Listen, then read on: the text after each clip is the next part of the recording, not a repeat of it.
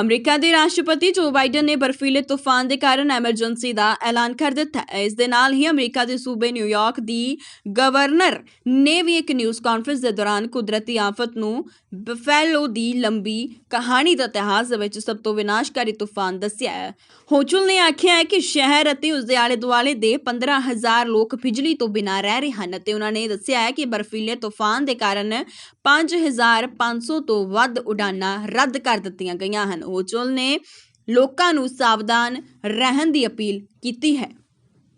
Keep Route 33 open because that is a gateway to one of our major hospitals, ECMC. So we had to make sure that the doctors and nurses and professionals could get to their jobs, as well as clearing a path for ambulances and other emergency vehicles to get to the hospitals as well. So I had a chance to go thank them.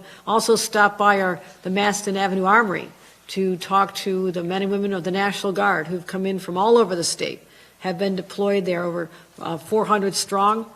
More are on the way, and we're going to continue having them involved in our missions, search and rescue, plowing, traffic enforcement, bringing food and water to our warming shelters and to our first responders, as well as medical transport to get people where they need to go. And in fact, one such case, we had a situation where the head of surgery at ECMC was trapped in a vehicle with his elderly mother, and they're running out of fuel, and they are rescued by our state fire teams as well, who have been doing an extraordinary job. I don't think a lot of people talk about the state fire teams, but they have been everywhere, really the backbone of this operation for us.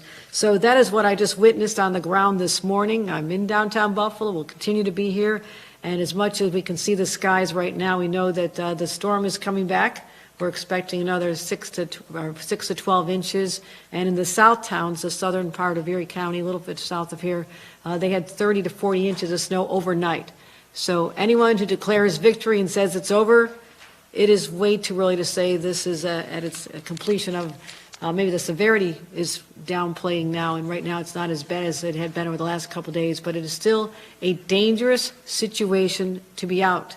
And that is why the driving bans and county executive and the mayor can address what's going on in their municipalities, but the driving bans that we have here at the state level, the New York State Thruway Authority closed from the Pennsylvania border all the way to Henrietta near Rochester.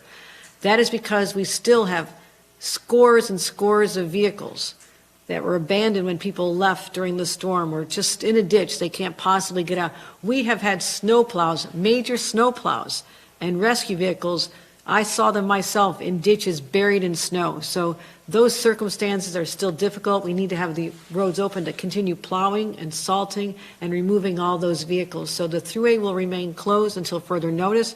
We're assessing right now what the conditions will be over the next few hours and decide when we can get it open safely.